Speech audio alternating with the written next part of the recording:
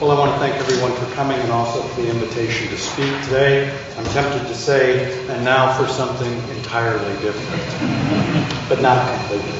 Let me begin with an observation, then a judgment, then a challenge. With those in hand, I'll then fill out my argument.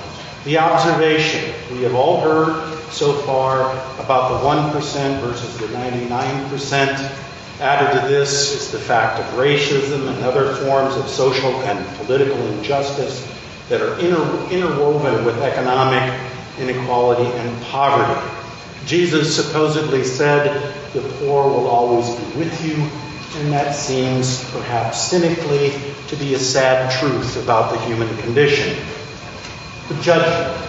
For anyone with a moral conscience and any nation dedicated to some measure of social justice, the reality of such grave disparity of income is a moral outrage that we can and must work to mitigate and hopefully to end.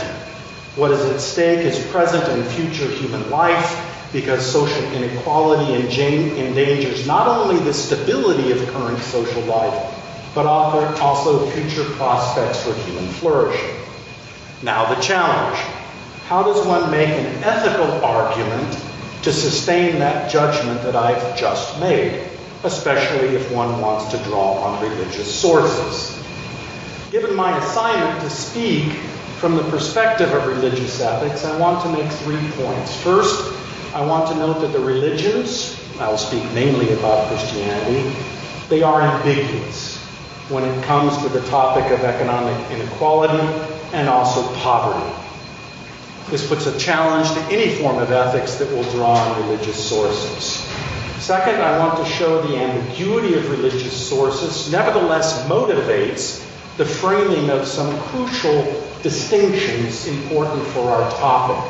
I draw these, incidentally, not with reference to Max Weber's famous claim about interworldly asceticism leading Protestants to accumulate great wealth, nor the current discourse in the United States about the gospel of wealth. I'm drawing other distinctions. Finally, with those distinctions in hand, I hope to sustain the moral judgment I've already noted. So the first thing to note is that the religions, including Christianity, are not self-interpreting and must be interpreted with respect to their moral teachings. And this is because the world's religions are ambiguous about economic inequality, including poverty. Christian monks take vows of chastity, obedience, and poverty. Fasting and ritual prayer is practiced among Muslims, but also Jews, Christians, and others. The Buddha, we are told, came to realize the need for a middle path in the face of the extreme asceticism he found among religious sages of his time. Jesus said, "Blessed are the poor in spirit." And that spirit seems related to the suspicion that, as it was also put in the New Testament, the love of money is the root of all evil. Indeed, the love of mammon or money was at times seen as a form of idolatry, the worship of a false god, and therefore to be resisted. It must also be said in all honesty that the religions have not always been great advocates of social equality. Ideas about caste, boundaries between members and non-members, beliefs about God's final judgment on the world, and the whole idea that the end of human fulfillment, ultimate felicity, is not of this world but is of another world, can detract from a deep concern for social inequality, including economic inequality. But that's not the whole story, of course. In Judaism, there is the idea of the Jubilee year, wherein every 7 years, according to the biblical text, property is to revert to the original owner and thereby to seek some distribution, a just distribution. Jews, Christians, Muslims, as well as other religions practice almsgiving and the forgiveness of debt, as we heard, for the poor and the destitute. Martin Luther, for instance, wrote about the common chest, which was used to help the poor. Much later, Protestants like John Wesley and the so-called social gospel in the United States, Catholics like Dorothy Day, as well as the tradition of Catholic social teaching, have made great strides against social inequality and economic destitution. Further back in time, the roots of these developments are to be found in the outcry of the Hebrew prophets against injustice in all of its forms, as well as the gathering around Jesus and the sharing of goods among early Christians. What is more, religious people and organizations, the Red Crescent, the Red Cross, relief agencies, soup kitchens, shelters for the homeless, who we should be thinking about today with this way, and on, do immense work to relieve suffering and aid the poor. So ambiguity abounds in the religions. However, amid all of that ambiguity, some key ideas emerge, particularly with respect to the question of poverty. And this ambiguity on this religious topic provokes the framing of some distinctions, not only to make sense of religious teachings, but also to address the topic of this conference. What do I mean? We can glean some insights from the religion by framing some distinctions that seem operative in their teachings and practices. First, we can distinguish between, and this is parallel to the distinction that we heard before, we can make a distinction between absolute and relative poverty.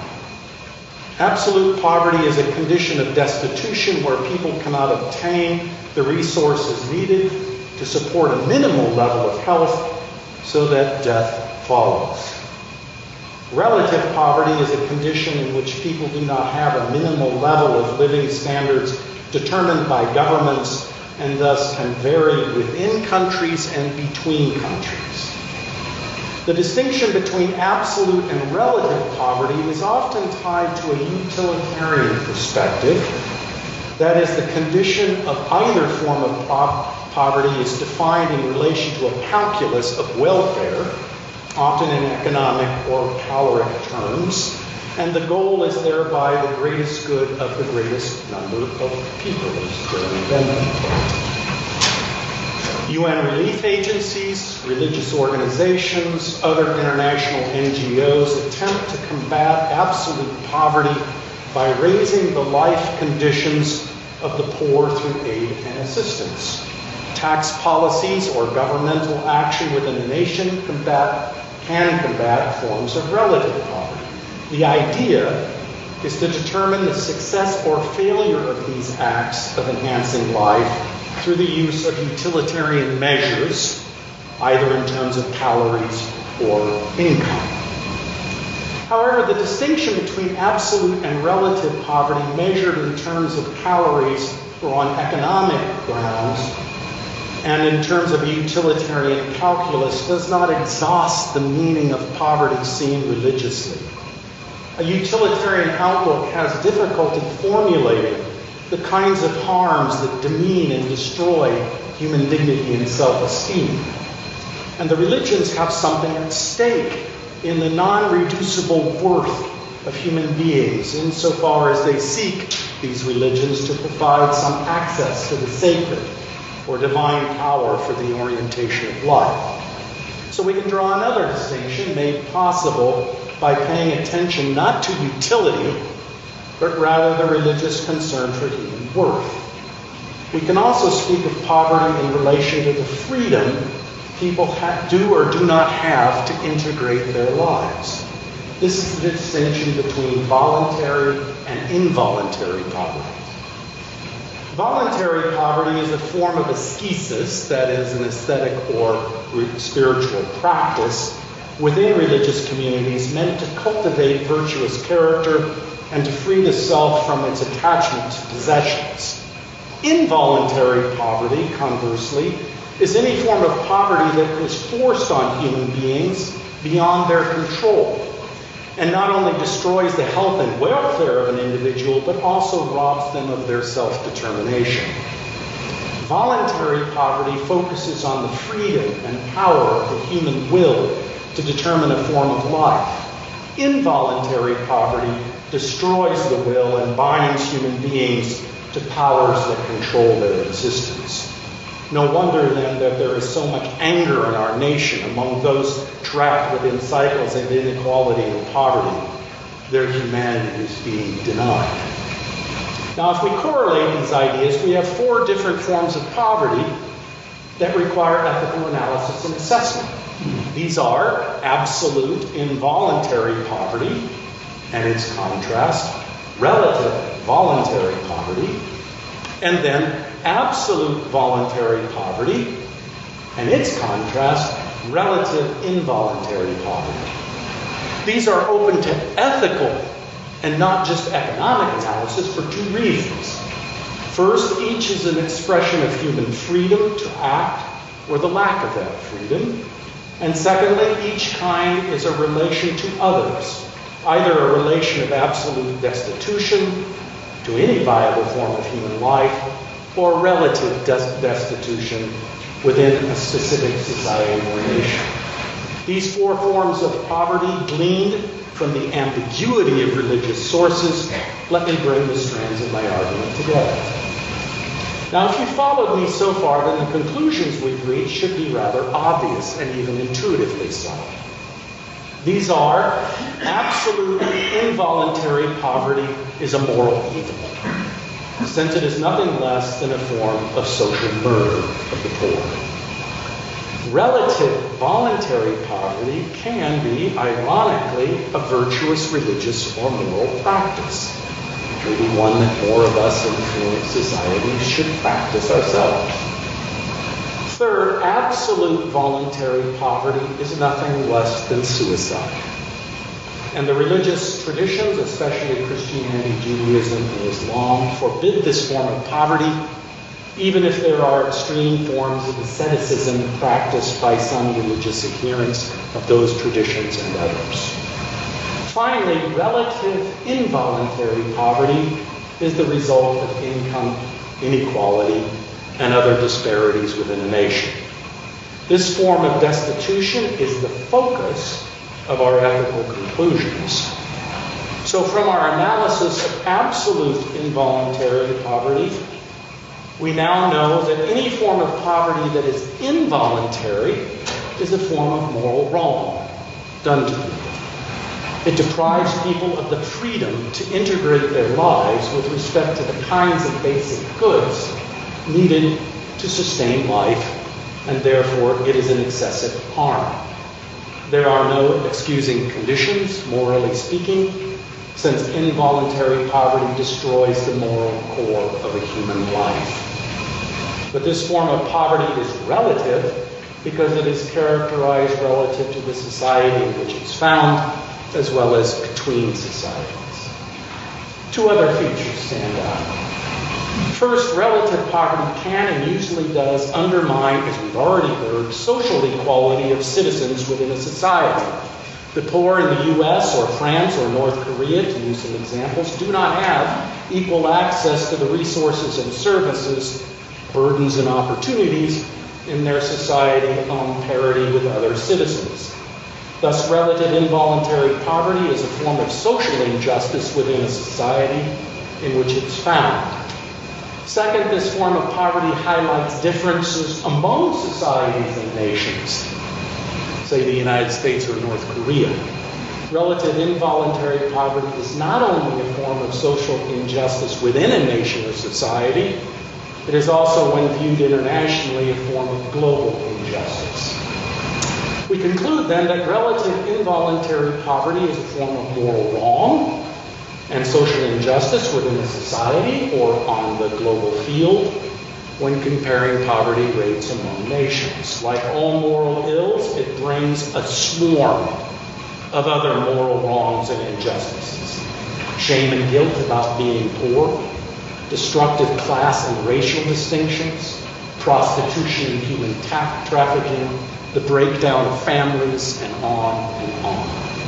This is why I began with the judgment that the reality of grave disparity of income is a moral outrage that we can and must work to mitigate and hopefully to end. Yet in order to sustain that judgment, my argument has included an assumption that I've not been able to address, let alone to defend, and is certainly a point for further discussion. Unlike some forms of social thought and philosophy, I have not condemned poverty itself or argued that if a particular economic system, say global capitalism, were overturned, then poverty would cease.